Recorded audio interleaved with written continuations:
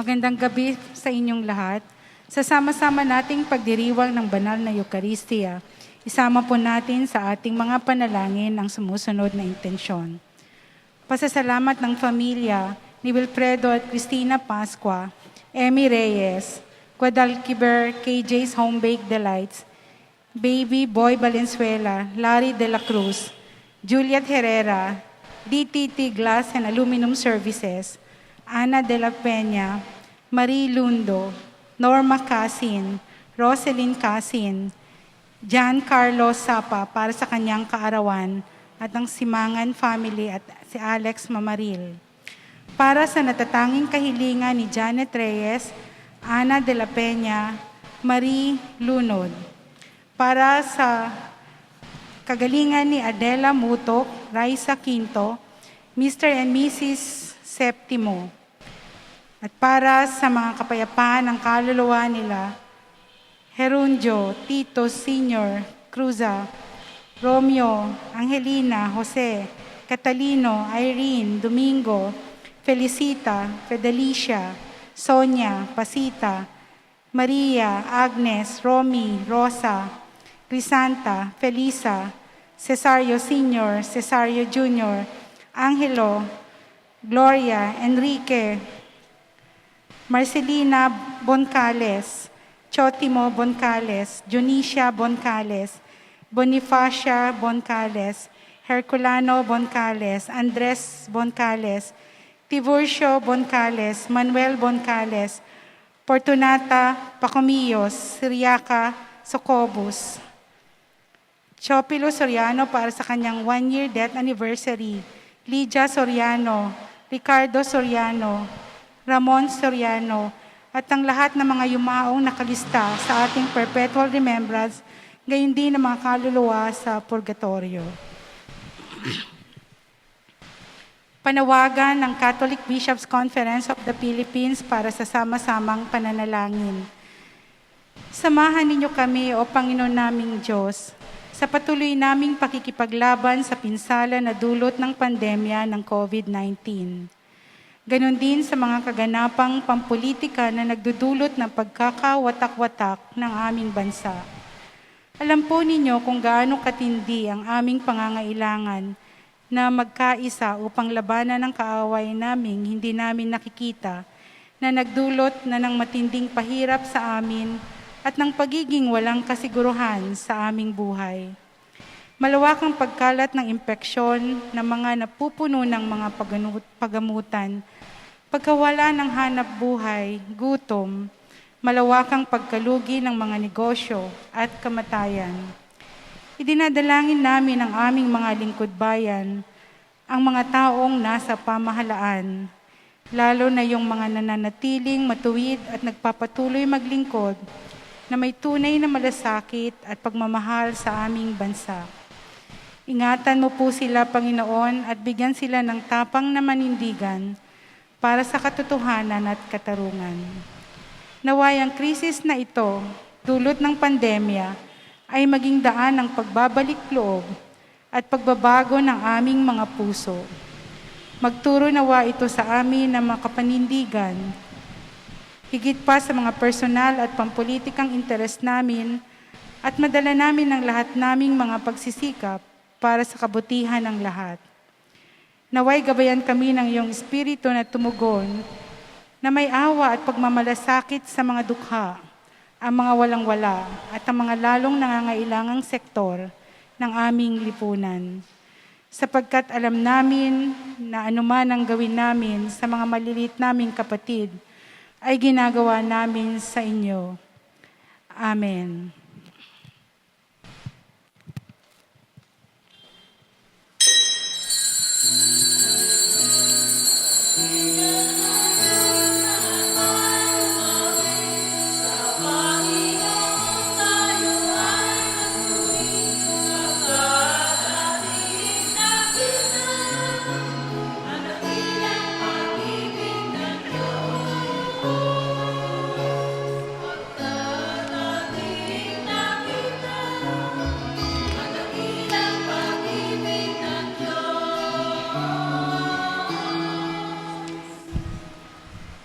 Mga kapatid, sa ating malalapagdiriwang na ito, sama rin natin sa ating panalangin ng alay pasasalamat at natatanging kailangan ng mga sumusunod at ng kanilang pamilya: Quirino Cristobal, Virgilio Trosi Peñalosa, Leg Humacchio, Dani, Lito at Edna Illescas, pamilya Nagla, Villas at Ferrer, pamilya Caspe, Talon, Harabit, Simangan, Ramon at Marie Cris Aureo, Grace Balbin, Lourdes Hilario, Dr. Jim Mendoza, Elma Lagbador, Glo Gonzales Salazar, Romeo at Nora Cabrera, pamilya Buana Torres, pamilya Ong Reyes at Aliarde, Adriano Santos, Pablito at Jose Mendoza, Jerry at Fanny Victoriano, Rafael, Flor, Udeta at Yvette Eugenio, Brian at Jasmine Ju, Joel at Lucy Bonifacio, Edgar at Marie San Diego, Edgardo at Aida Cunanan, June at Soli de Rosario, Nante at Marista de la Cruz, Danilo at Emily Sebastian, Dennis at Nelly Santos, Noel at Zenny Galvez, Aurora at Jean Silungan, Ricky at Avic Magpop, Romel Jeff Arcega, Antonio at Victoria Sanchez, Alicia Arcega Biacrucis, Vidal at Maria Taquerol,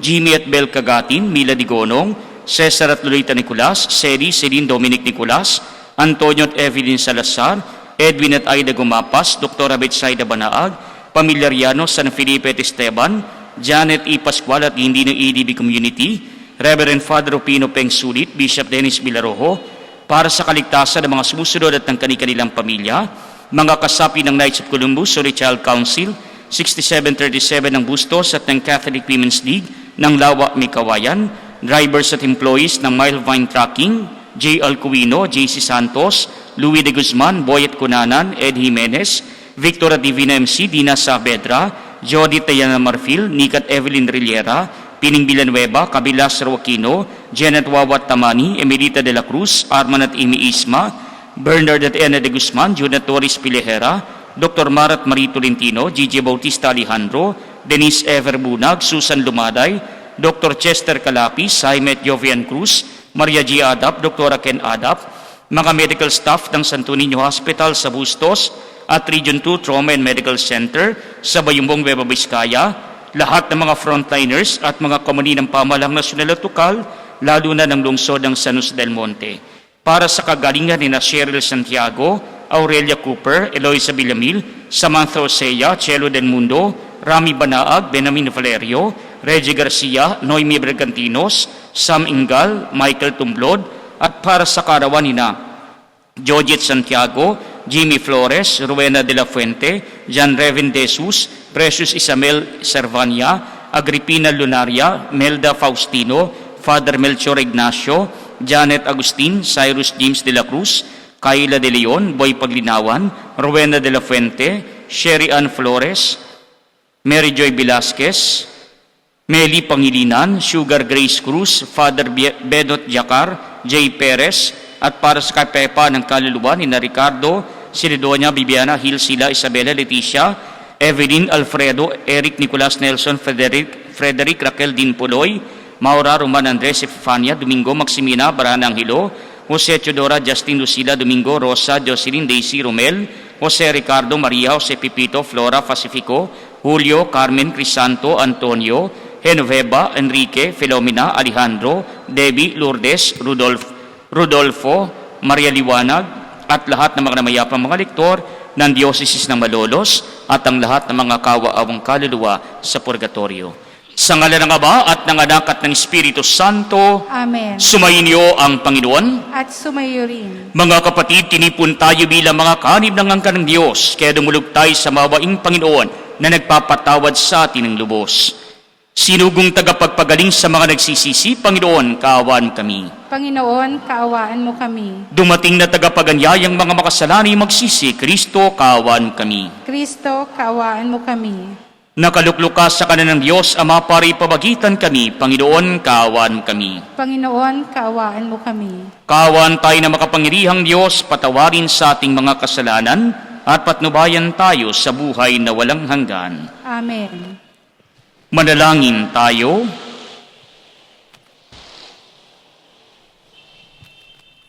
Ama naming makapangyarihan, ipagkalubong ang pagsilang ng manudubo sa ilagi naming sambahin at isaloob sa pagtataguyod ng talang maliwanag na sumikat sa pamamagitan niya, kasama ng Espiritu Santo, magpasawalang hanggan. Amen.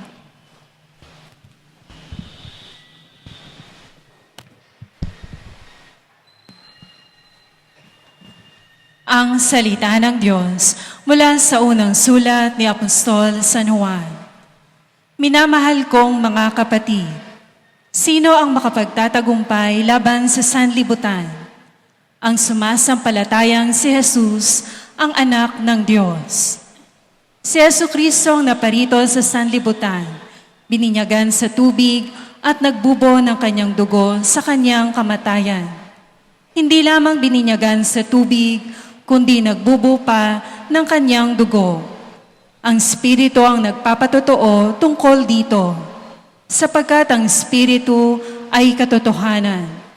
Tatlo ang nagpapatotoo, ang Espiritu, ang tubig, at ang dugo. At nagkakaisa ang tatlong ito.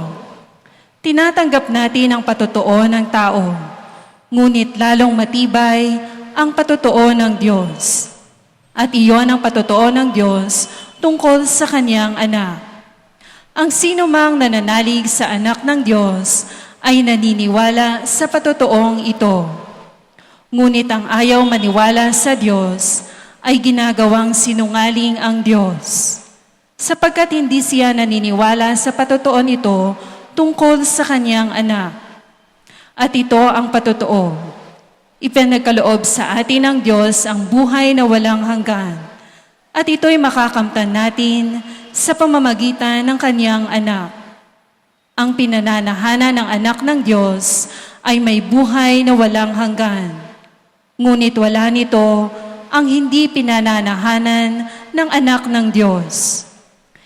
Isinulat ko ito sa inyo upang malaman ninyo na kayong nananalig sa anak ng Diyos ay may buhay na walang hanggan.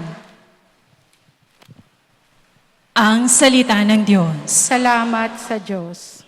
Purihin mo, Jerusalem, ang Panginoong butihin. Purihin mo, Jerusalem, ang Panginoong butihin. Purihin mo, Jerusalem, purihin ang Panginoon. Purihin mo ang iyong Diyos, kayong mga taga-Siyon. Yaong mga pintuan mo ay siya ang nag-iingat. Ang lahat ng iyong lingkod ay siya ang nagbabasbas. Purihin mo, Jerusalem, ang Panginoong butihin. Ginagawang matahimik yaong mga hangganan mo. Bibigyan kang kasiyahan sa kaloob niyang trigo. Kung siya ay naguutos, agad itong natutupad. Dumarating sa daigdig na hindi na nagluluwat. Purihin mo, Jerusalem, ang Panginoong butihin. Kay Jacob niya ibinigay ang balita at pabilin. Ang tuntunit mga aral ibinigay sa Israel. Ang ganitong karapatan ay wala ang ibang bansa, pagkat hindi nila batid ang utos na itinakda. Purihin ang Panginoon. Purihin mo, Jerusalem, ang Panginoong butihin.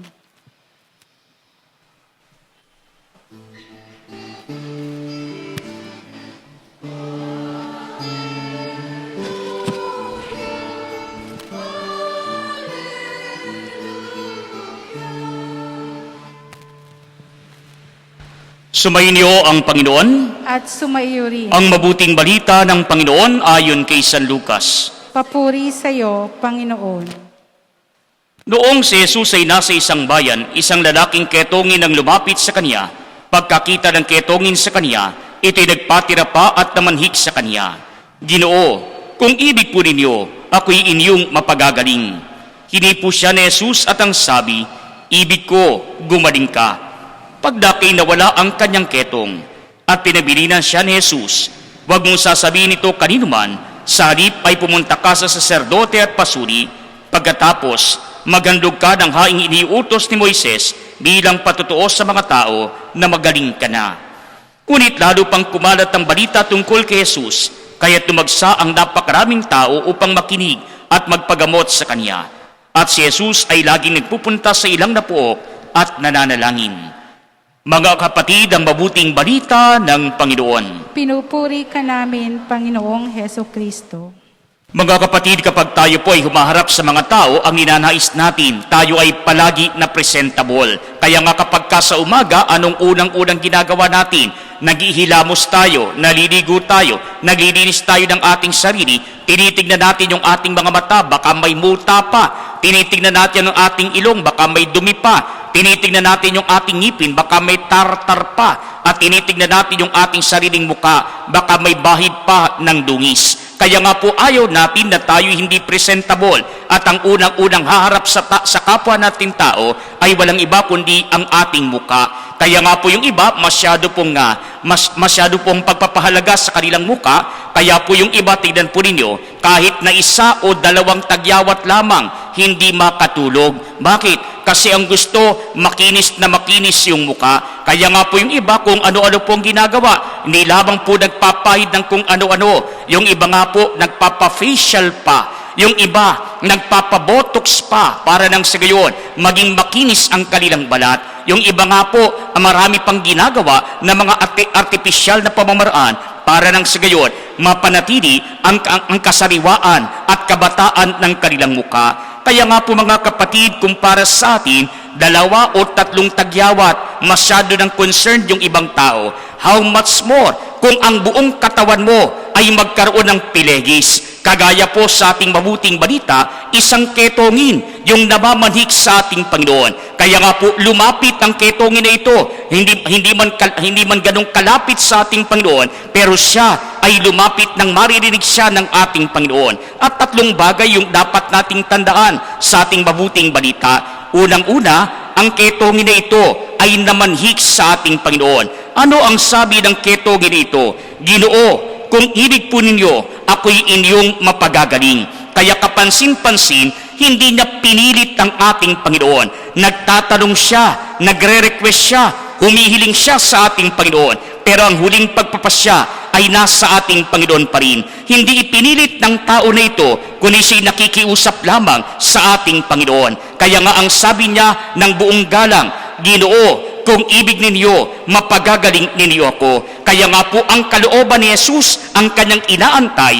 hindi ang kanyang kalooban ang ninanais niyang masunod. Kaya nga po ito rin ay aral sa atin kapag tayo po'y nagdarasal. Kuminsan, meron tayo mga kahilingan. Hindi na yung Diyos ang nasusunod. Sarili na natin ang pinipilit natin. Kaya minsan, merong pagkakataon sa ating pagdarasal, sinasabi natin, Lord, bigyan mo ko nito, bigyan mo ko noon. Kapag hindi mo ko binigyan, hindi na ako magbabagong buhay. Bigyan mo ko nito para nang sa gayon, maging matino ang aking buhay. Bigyan mo ko nito para nang sa gayon, susundin ko lagi ang iyong kalooban. Kuminsan, mga kapatid, humihiling ka, ikaw na ang nagre-request, ikaw pa ang nagbibigay ng kondisyon sa ating Panginoon. Kaya nga po hindi ka humihiling, nagpupumilit ka sa ating Panginoon. Hindi ang kalooban ng Diyos ang inaantay mong mamayani, kundi ang ipinipilit mo, ang isinisingit mo ay mamayani ang iyong kalooban. Kaya nga po ito'y panawagan sa atin, matuto tayo mula sa halimbawa ng ketong nito. Siya'y nag-request lamang, siya'y nakiusap lamang at nag-aantay siya na matupad kung ano ang ninanais ng ating Panginoon. Sapagat ang kalooban ni Jesus ang dapat na masunod, hindi ang kanyang sariling kalooban lamang. Ano po yung ikalawa na dapat nating tandaan sa ating mabuting balita? Noong unang panahon, kapag ikaw ay isang ketongin, ano yung sinasabi ng mga Hudyo? Sa kanilang paniniwala, ang isang ketongin, kapag nagkaroon ka ng karamdaman na ito'y parusa ng Diyos sa iyo, sapagat meron kang malaking kasalanan. Kaya para sa kanila, ang bawat karamdaman ay katumbas ng kasalanan. Kapag meron kang maliit na kasalanan, meron kang maliit lamang o magaan lamang na karamdaman. Subalit kapag mabigat ang iyong kasalanan, mayroon kang mabigat o matindi na karamdaman, sapagat ito ang parusa ng Diyos sa iyo. Subalit mga kapatid, sa ating pananampalatayang Kristiyanong Katoliko, hindi ganito ang ating paniniwala. Magkaiba yung sakit, magkaiba yung ating pong kasalanan. Maaaring may sakit ka, pero wala ka namang kasalanan na ginagawa. O kaya naman, pwedeng magaling ka, wala kang karamdaman, pero puno ka naman ng kasalanan. Kaya nga po hindi kinukunyabit yung kasalanan doon sa karamdaman. Meron talagang pagkakataon na sa buhay natin, darating ang panahon, manghihina ka habang tumatanda ka, papasok na ang mga sakit sa ating katawan. Masisira din ang ating kalusugan, sapagat eventually, pagdating ng panahon, lahat naman tayo ay mamamatay. Lahat naman tayo ay lilipat sa panibagong buhay. Subalit mga kapatid, ano yung panawagan sa atin? Makita natin yung ginawa ng ating Panginoon na nung araw, kapag ang isang ketongin ay tinuturing na isang makasalanan, ano rin yung sinasabi ng mga Hudyo? Hindi siya dapat lapitan. Kasi pag nilapitan mo ang ketongin na ito, tinipo mo, nahahawa ka sa kanyang kasalanan, nahahawa ka sa kanyang karubihan, nahahawa ka sa kanyang ginawa na kabalbalan. Kaya nga po yung mga ketongin, lumalapit man pero hindi ganoong kalapit. Makakausap mo pero hindi sa malapit na pamamaraan. Magsisisgaw pa ang ketongin na ito para labang marinig mo ang kanyang nais sabihin, sapagat hindi po pwedeng lapitan ng malapit na malapit ang isang ketongin. Lalo tigit, hindi po pwedeng hipuin ng isang tao ang isang ketongin. Kaya nga po mga kapatid, sa buhay po ng ating Panginoon, nakita natin sa ating mabuting balita, hinipo ni Jesus ang ketongin na ito. Siya mismo ang lumapit sa ketongin na ito. Hindi niya pinandirihan, hindi niya tinuring na isang makasalanan, hindi niya tinuring na siya'y dapat na layuan. Kundi ang ating Panginoon, walang discrimination na ginawa sa ketongin na ito. Kaya nga po yung ketongin ito, si Jesus pa ang lumapit sa kanya at matapos sipuin, ang sabi ng ating Panginoon, ibig ko, gumaling ka. At mula noon, nawala ang ketong ng tao na ito. Kaya tingnan po ninyo mga kapatid, kuminsan, kahit tayo lumalayo sa ating Panginoon, ang Diyos ang nagpupumilit na lumapit sa atin. Hindi tayo nilalayuan ng Diyos. Ang Diyos pa nga ang nagsusumikap na tayo ay mapalapit sa Kanya. Siya pa nga ang lumalapit sa atin para nang sa gayon, hindi tayo maligaw ng landas at magabayan tayo ng ating Panginoon patungo sa kanyang tahanan, patungo sa pagtupad sa kanyang kalooban. Kaya nga pong ating Panginoon, makasalanan ka man o banal, walang discrimination ang ating Panginoon. Kaya kahit ikay makasalanan, lalapitan ka pa rin ng ating Panginoon. Sapagat ang ninanais ng Diyos, mapatawad ka sa iyong mga kasalanan, matulungan ka sa iyong mga pangangailangan, at maibalik ka sa kawan ng ating Panginoon. Kaya nga po hindi inilalayo ng Diyos ang mga makasalanan.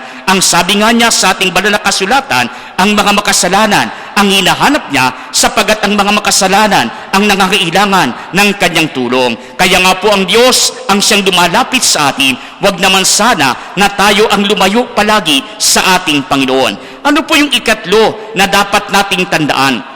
Ang ating Panginoon, matapos ang kanyang pagpapagaling, marami ang mga taong nagsalita ukol sa Kanya, humahanga at hinahanap siya para lang sa gayon, magkamit din sila ng kagalingan. Sumisikat ng gusto ang pangalan ng ating Panginoon. Nagiging tanyag siya sa mga bayan-bayan, kahit sa mga lugar na hindi pa niya napupuntahan. Subalit ano ang sabi sa atin sa mabuting balita? Sa ting mangyayari ito, ano ang ginagawa ng Panginoon? Si Jesus ay laging nagpupunta sa ilang napuok at nananalangin. Siya na nga ay Diyos, siya na nga ay anak ng Diyos, siya na nga ay anak ng Ama, pero siya pa mismo nakikipag-usap sa kanyang Ama. Siya mismo nananalangin. Siya mismo hindi niya pinagyayabang yung kanyang sarili, bagkus ang ating Panginoon sa kabila ng kasikatan, sa kabila ng katanyagan, sa kabila ng maraming mga tao na lumalapit sa kanya at pinupuri siya, ang ating Panginoon, hindi pinapasukan ng kayabangan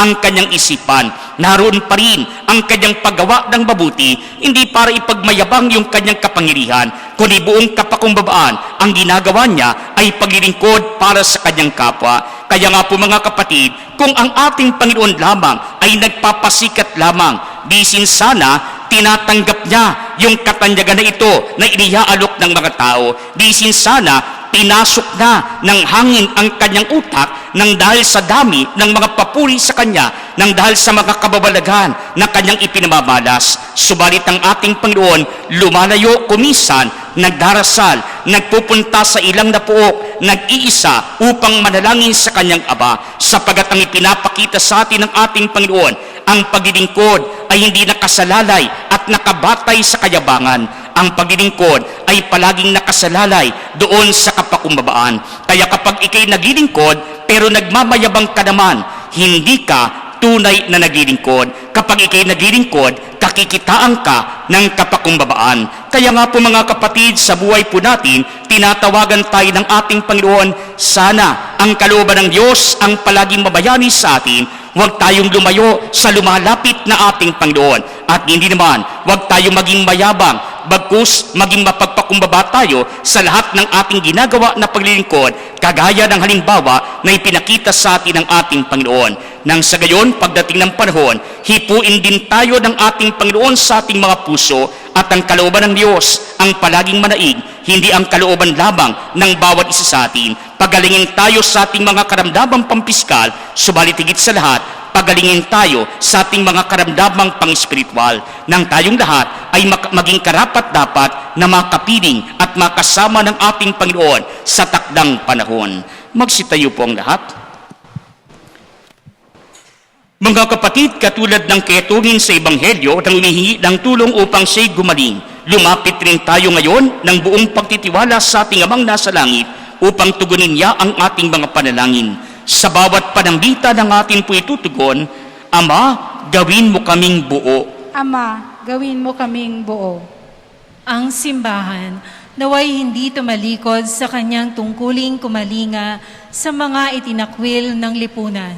Manalangin tayo sa Panginoon. Ama, gawin mo kaming buo. Ang mga siyentipiko at mga mananaliksik na medisina naway makatuklas ng lunas para sa mga di pangkaraniwang karamdaman. Manalangin tayo sa Panginoon. Ama, gawin mo kaming buo.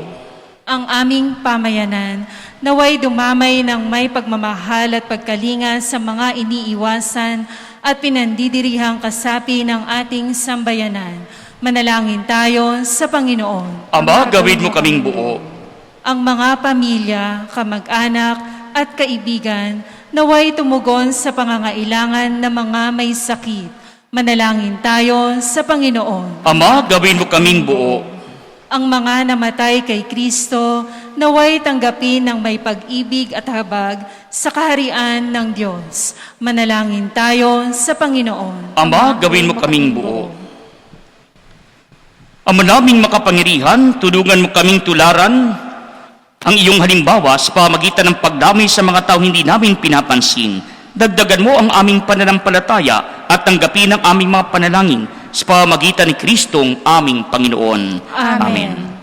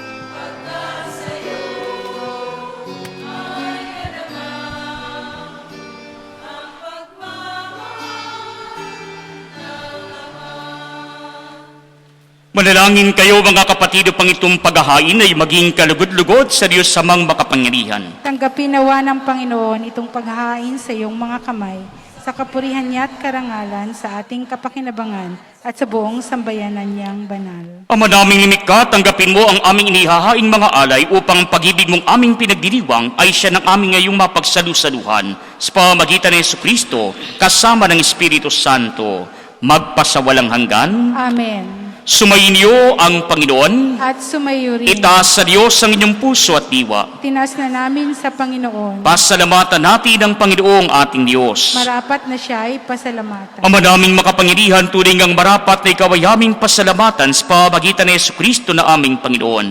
Sumilay sa amin ang pagkakataong makipagparitang handog sa iyo ngayon. Inako ng iyong maasang anak ang pagkatao naming alangan at hamak. Kahit kamatayan namin ay kanyang natikman upang kami makasalo sa buhay na walang hanggan. Kaya kaysa ng mga anghel na nagsisiawit ng papuri sa iyo, nang walang humpay sa kalangitan, kami nagbubunyi sa iyong kadakilaan. Santo, Santo, Santo, Panginoong Diyos ng mga hukbo, napupuno ang langit at lupa ng kadakilaan mo, o sana sa kaitaasan. Pinagpalang na paririto sa ngalan ng Panginoon, o sana sa kaitaasan. Ang madaming banal, ikaw ang bukal ng tanang kabanalan, kaya't sa pamagitan ng iyong Espiritu, gawin mong banal ang mga kaloob na ito, upang para sa amin maging katawan at dugo ng aming Panginoong Heso Kristo. Bago niya pinagtiis ang kusang loob na maging handog, hinawakan niya ang tinapay, pinasalamatan kaniya, pinagati-hati niya iyon, iniabot sa kanyang mga alagad at sinabi, tanggapin ninyong lahat ito at kanin. Ito ang aking katawan na ihahandog para sa inyo.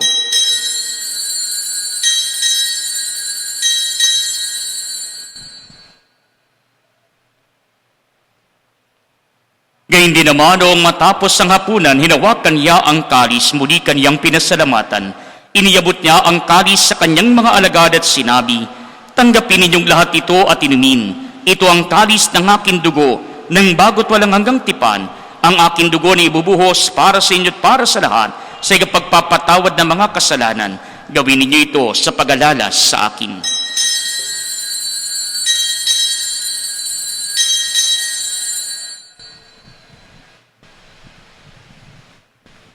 Mga kapatid, ang misteryo ng ating pananampalataya. Si Kristo'y namatay, si Kristo'y nabuhay, si Kristo'y babalik sa wakas ng panahon. Ama, ginagawa namin ngayon ang pag-alala sa pagamatay at muling pagkabuhay ng iyong anak, kaya tiniaalay namin sa iyo ang tinapay na nagbibigay buhay at ang kalis na nagkakaloob ng kaligtasan. Kami nagpapasalamat dahil kami yung minarapat na tumayo sa harap mo para maglingkod sa iyo. Sinasamo namin kami magsasalo-salo sa katawan at dugo ni Kristo ay mabuklod sa pagkakaisa sa pamagitan ng Espiritu Santo. Ama, lingapin mo ang iyong simbahang lagarap sa buong daigdig, puspusin mo kami sa pag-ibig, kaysa ni Francisco na aming Papa at ni Dennis naming Obispo at ng Tanang Kaparian. Alalahanin mo rin ang mga kapatid naming nahimlay nang may pag-asang sila'y muling mabubuhay, gayon din ang lahat ng mga pumanaw. Kaawaan mo sila at patuloyin sa iyong kaliwanagan. Kaawaan mo at pagindapatin kaming lahat na makasalo sa iyong buhay na walang wakas, kaysa na mahal na Birheng Maria na Ina ng Diyos, ni San Jose ng kanyang kabiyak ng puso, kaysa na mga apostol at ng lahat ng mga banal na nabuhay dito sa daigdig ng kalugod-lugod sa iyo. May pagdiwang naman namin ang pagpupuri sa kararangal mo sa pamagitan ng iyong anak na aming Panginoong Heso Kristo. Sa pamagitan ni Kristo, kasama niya at sa Kaniya, ang lahat ng parangal at papuri ay sa iyo, Diyos Amang makapangyarihan, kasama ng Espiritu Santo, magpasawalang hanggan. Amen. Mga kapatid, sa tagubili ng mga nakagagaling na utos sa turo ni Jesus na Panginoon natin at Diyos, ipahayag natin ng lakas loob.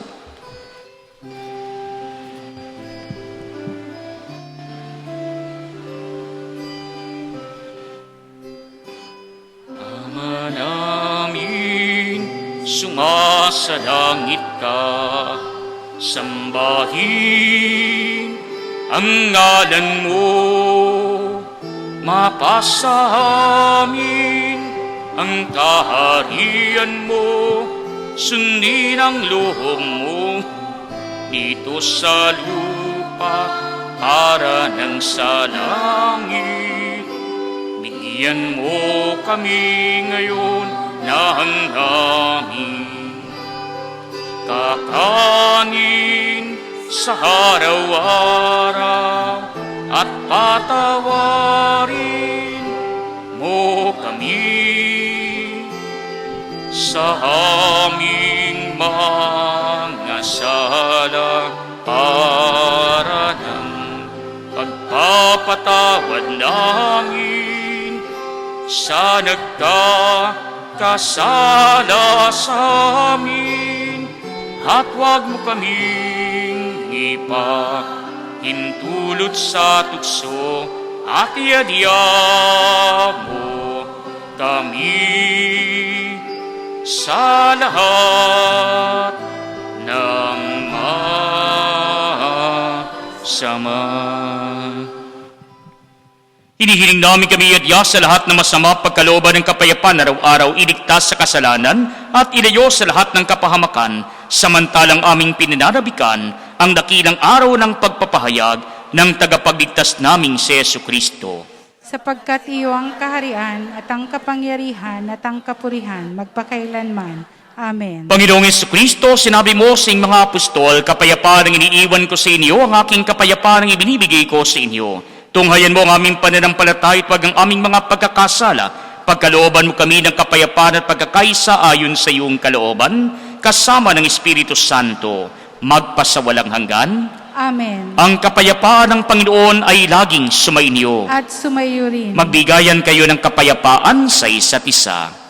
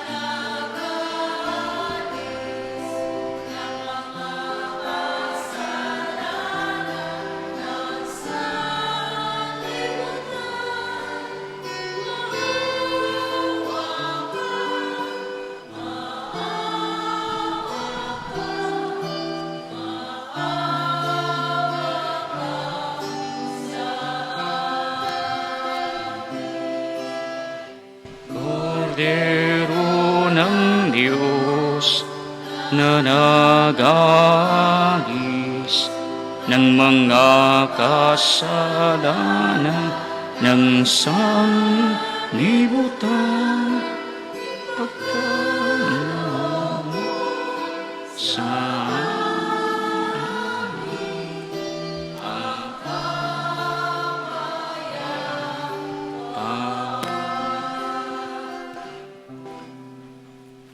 Mga kapatid, ito si Kristo ang Kordero ng Diyos na nag-aalis ng mga kasalanan ng sanlibutan. Mapapalad tayong inaanyayahan sa kaniyang piging. Panginoon, hindi ako karapat-dapat magpatuloy sa iyo. Ngunit sa isang salita mo lamang ay gagaling na ako.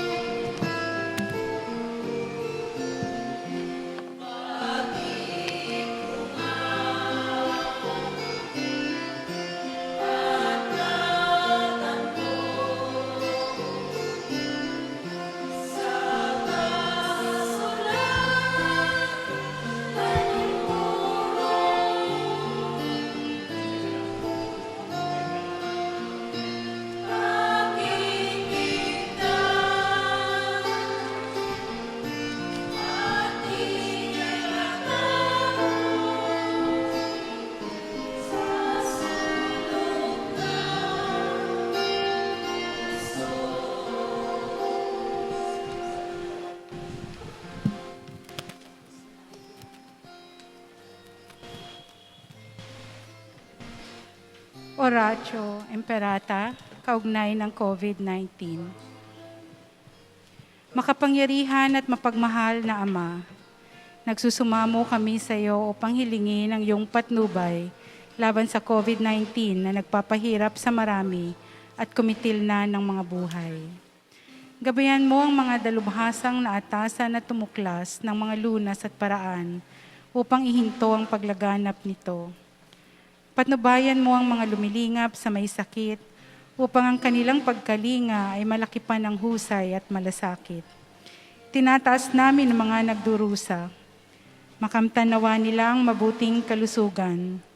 Lingapin mo rin ang mga kumakalinga sa kanila. Pagkamitin mo ng kapayapaang walang hanggan ang mga pumanaw na. Pagkalooban mo kami ng biyaya na magtulong-tulong tungo sa kaibubuti ng lahat. Pukawin sa amin ang pagmamalasakit sa mga nangangailangan. Nagsusumamo kami na iyong ihinto ng paglaganap ng virus at ipag-adya kami sa lahat ng mga takot. Hinihiling namin ito sa pamamagitan ni Jesucristo na nabubuhay at naghaharing kasama mo at ng Espiritu Santo, iisang Diyos, magpasawalang hanggan. Amen. Dumudulog kami sa iyong patnubay, mahal na Ina ng Diyos. Pakinggan mo ang aming mga kahilingan sa aming pangangailangan at ipag-adya mo kami sa lahat ng kasamaan, maluwalhati at pinagpalang Birhen. Amen. Mahal na Birhen, mapagpagaling sa may sakit. Dalangin po. San Rafael Arcangel, San Roque, San Lorenzo Ruiz, Panalangin mo kami. San Pedro Calungsod, Panalangin mo kami. San Pedro Apostol, Panalangin mo kami. Manalangin tayo. Ama naming mapagmahal, ang ipinagkalubong aming pinagsaluhan ay mapakinabangan nawa namin araw-araw upang sa pagtanggap namin sa iyong binigay, kami pagindapating maging hain sa iyo kailanman. Sa pamamagitan ng Jesucristo, kasama ng Espiritu Santo, magpasawalang hanggan. Amen. Sumayin niyo ang Panginoon At sumayo at rin. pagpalain kayo na makapangyarihang Diyos, Ama at Anak at Espiritu Santo. Amen. Humayo kayo sa kapayapaan ni Kristo. Salamat sa Diyos. Purihin at palakpakan natin ang ating Panginoon.